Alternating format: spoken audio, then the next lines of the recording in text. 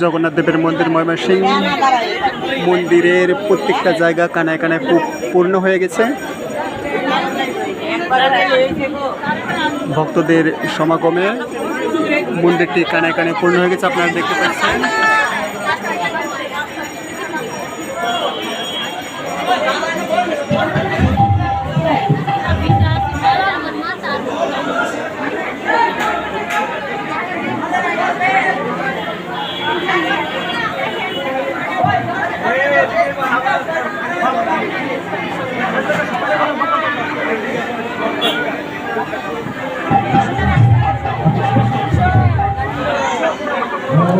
এখানে যে লাইনটা দেখতে পাচ্ছেন, এটা জগন্নাথকে স্নান করানোর জন্য এই লাইন দেওয়া হয়েছে।